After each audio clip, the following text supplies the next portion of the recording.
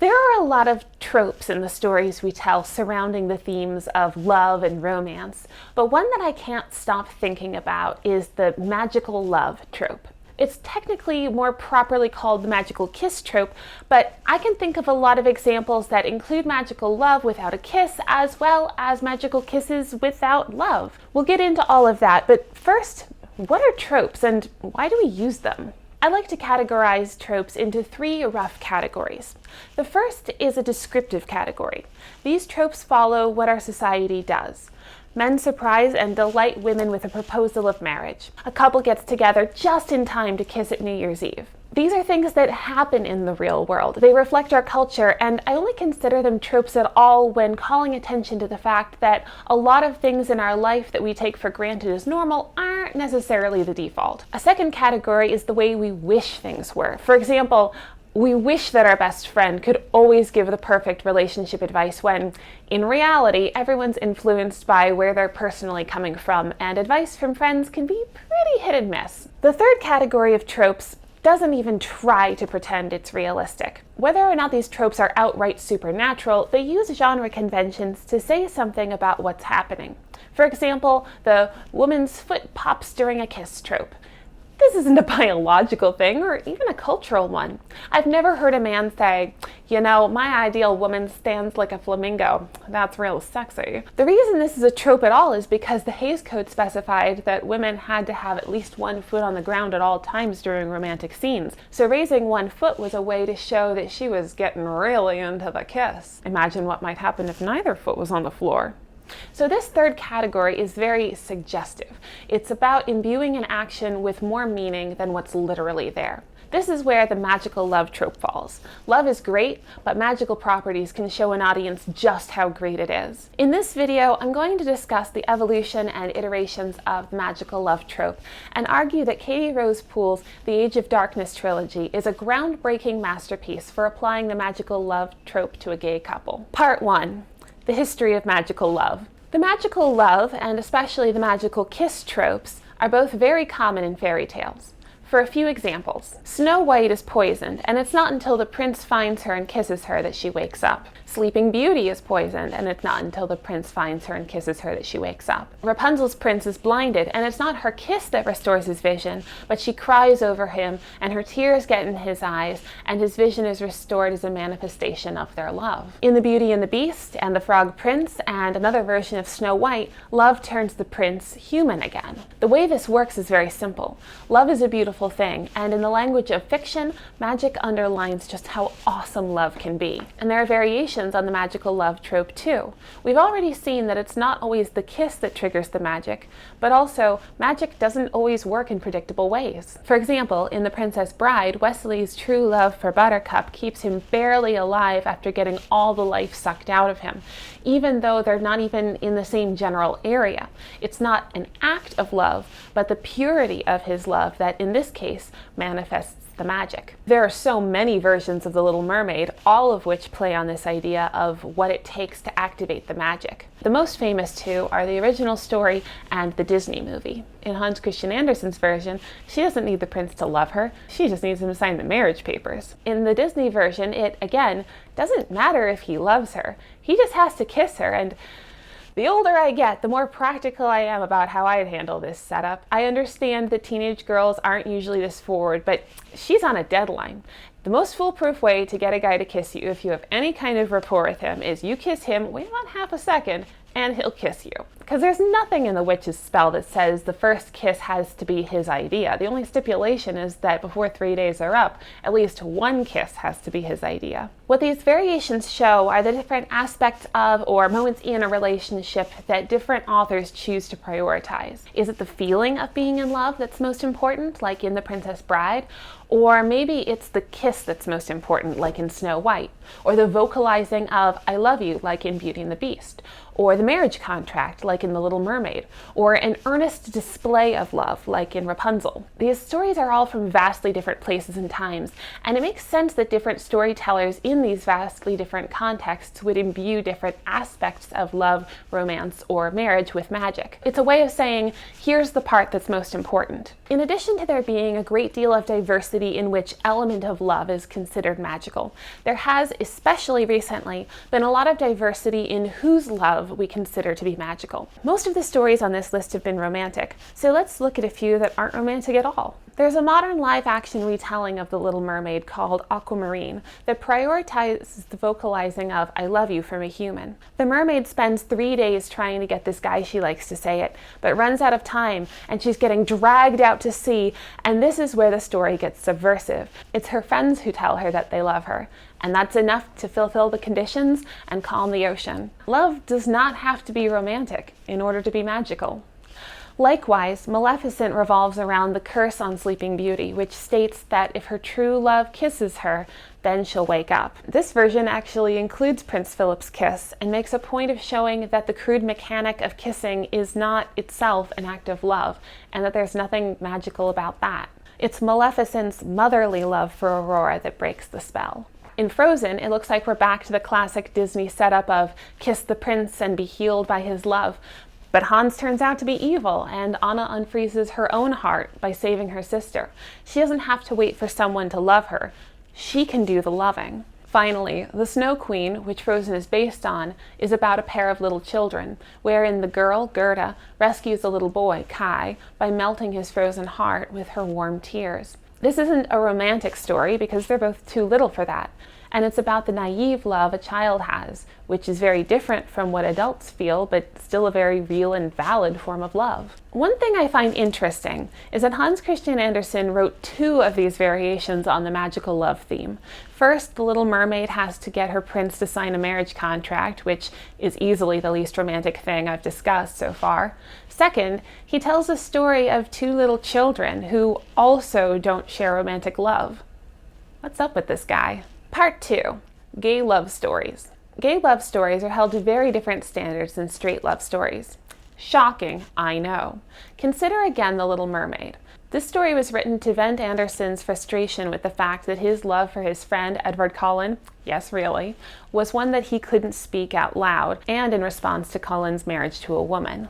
The mermaid's feeling of heartbreak over the fact that the prince chooses for himself a more conventional and appropriate match is one that still resonates with a lot of queer people. We might not be in the literal 19th century, but we're still very much in an age of compulsive heterosexuality, where straight love is more frequently acknowledged and considered to be the more valid and all-around easier choice. But we'll notice that the mermaid is female and the prince is male.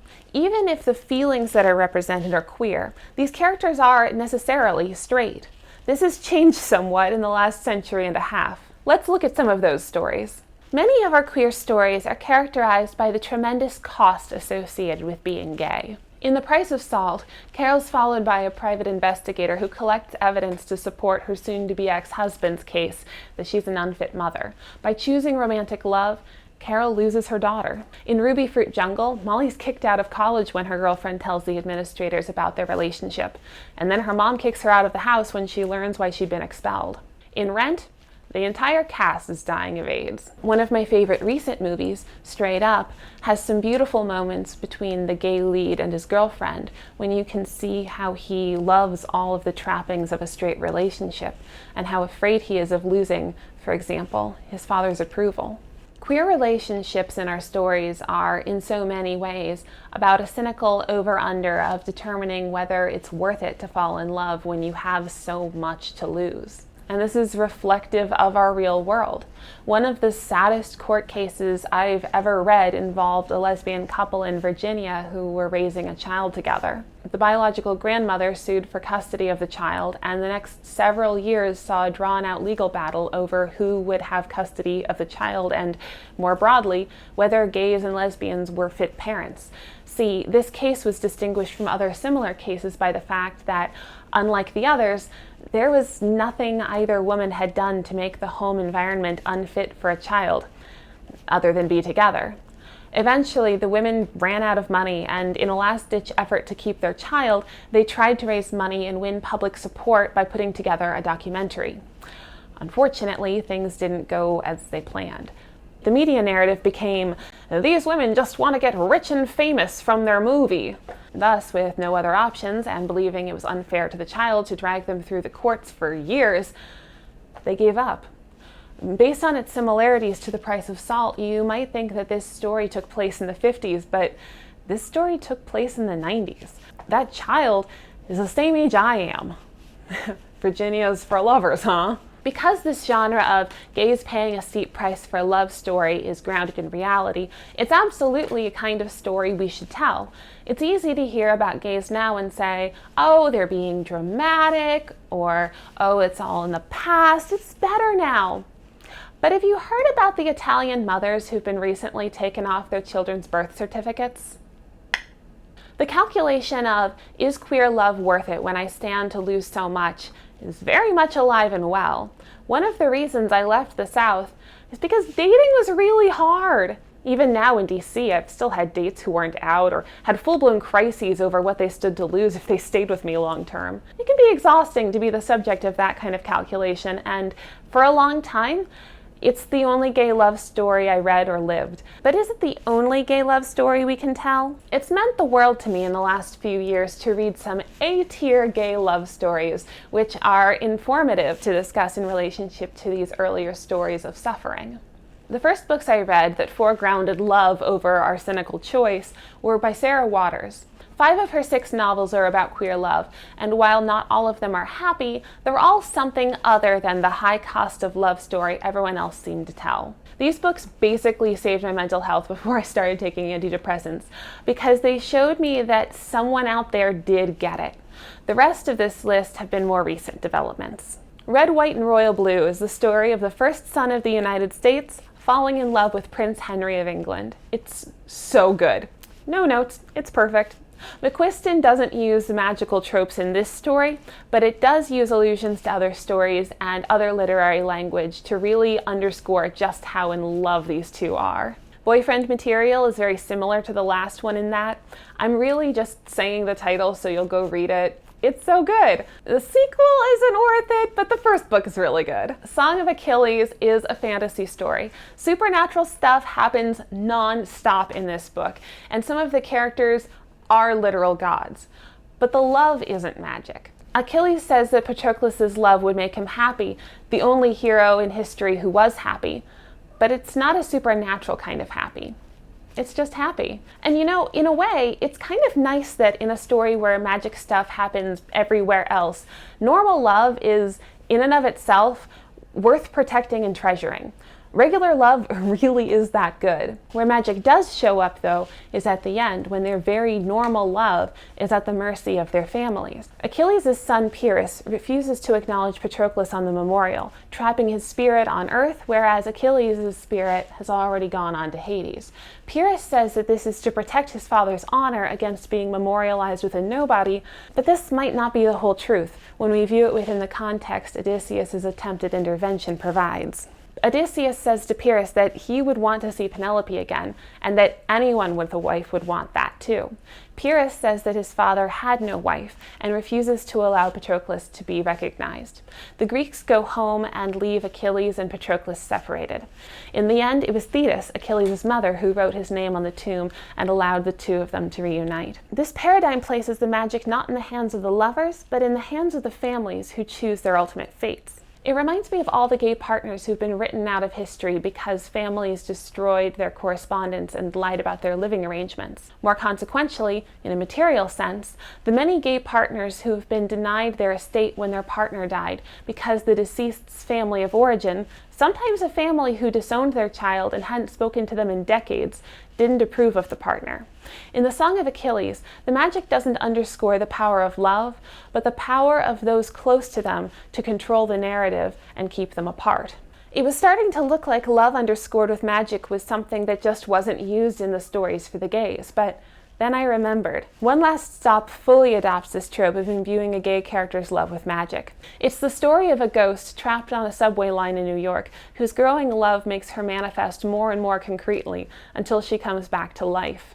It's also really good. And then there's Katie Rose Poole's The Age of Darkness. There's something that pops about Jude Weatherbourne's arc in this story. While One Last Stop depicts a world where homophobia does exist but is relatively uncommon, The Age of Darkness tells a love story where one of the lovers has been told his whole life that love is out of the question and truly believes that falling in love will mean never being able to heal a metaphysical injury he's incurred. The magic that imbues his love, then, doesn't just accentuate how great and beautiful love is in an abstract way. It uses this trope to show that this character's love is in line with the laws of the universe, and that those who condemn his love are unquestionably in the wrong. To describe how this works in a narrative sense, I'll begin by summarizing the predicament in which Jude Weatherbourne finds himself. In the universe of the Age of Darkness, one powerful faction is the Paladins. The Paladins live a disciplined life in preparation for finding and protecting the last prophet.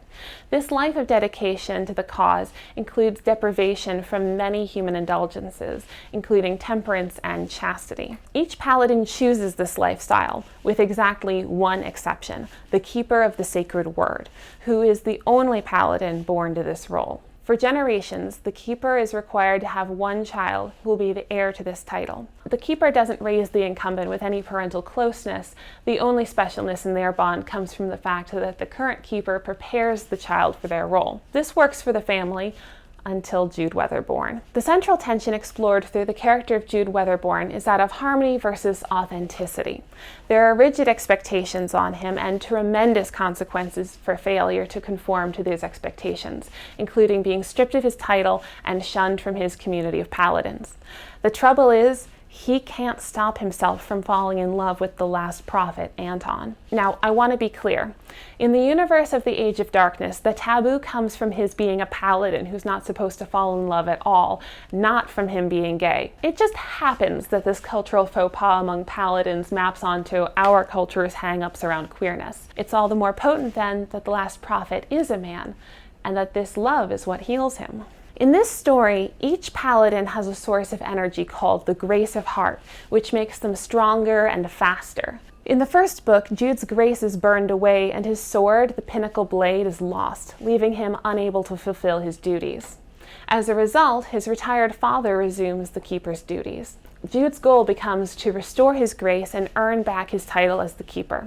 He figures that, because the pinnacle blade is a relic connected to his lost grace, it might be able to restore his grace.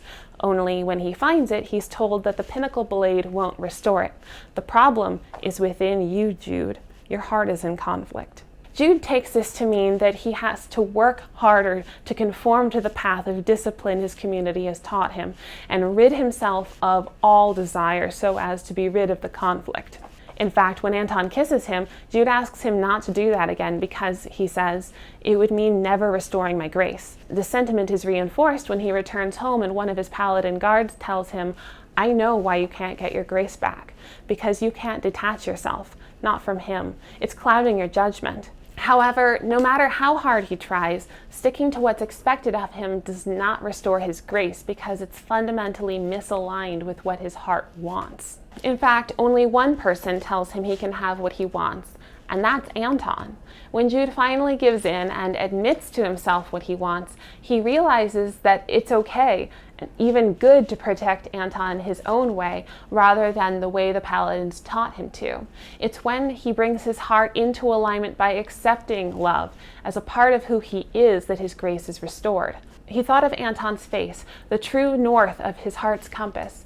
It felt like being found. It was more than enough. More than anything he'd ever been given. The seeds of Anton's faith made it possible for Jude's own faith to take root. His grace roared to life, echoing through his veins, flooding him with strength. A boy with a heart in his chest and a sword in his hand.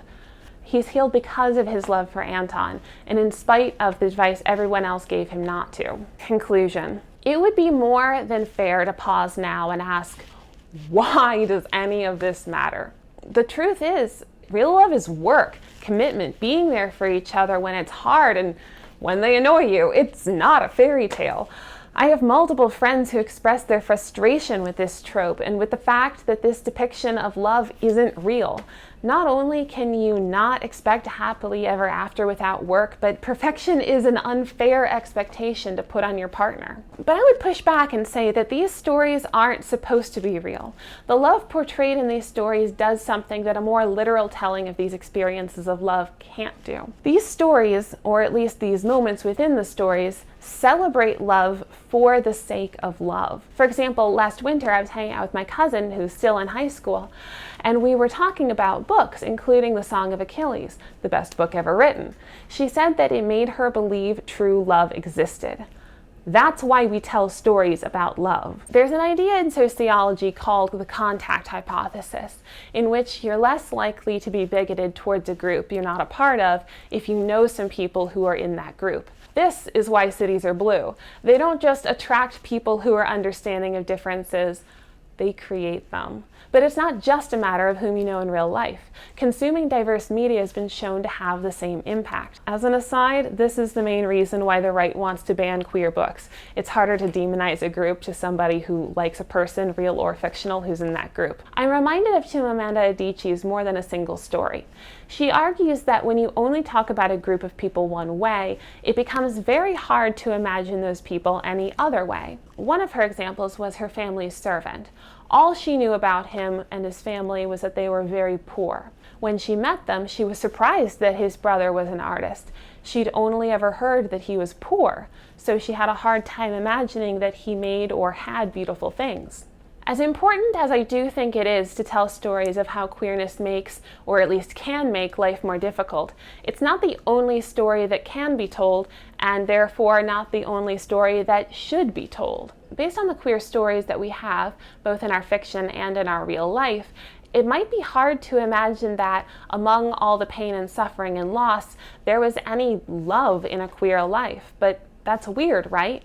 The idea that pain is the defining queer experience when love is the defining factor of queer sexual and romantic orientations. That's why the use of magic in the Age of Darkness is so impactful. It underlines the moment when Jude chooses love over what's expected of him, and that act of choosing to let love into his life is what heals him. The underlying force of the world validated his decision to pursue love. This is an excellent use of the magical love trope to accentuate an aspect of queer love, but it's not the only way of using an existing trope to tell queer stories. Magical love shows up in the intersection between fantasy and romance, and while this is a large intersection, it's not the only place where queer stories can or should be told. Every genre has its own conventions and its own opportunities to include queer experiences, and every diverse experience. So when people use media to decide what to think about a group or how to relate to that group, it matters what they see. These stories are important to tell because they're part of history, but if those are the only stories we tell, the result might be teens thinking, too bad for them, I hope I don't turn out gay. That's why it's so important that stories like The Age of Darkness, Our Flag Means Death, The Song of Achilles, and Red, White, and Royal Blue exist. These are stories that argue that queer love is good and worthy. Every time I read one, it makes me happy, both for getting to read a good story, and also for the young people who get to grow up with more beautiful stories celebrating more kinds of love than I had as a kid. I think that's a good thing. I listed a lot of books in this video, and there are even more in my 2 videos on top 10 books and top 10 authors. I'm working on a top 10 romance stories video, so subscribe and stay tuned for that.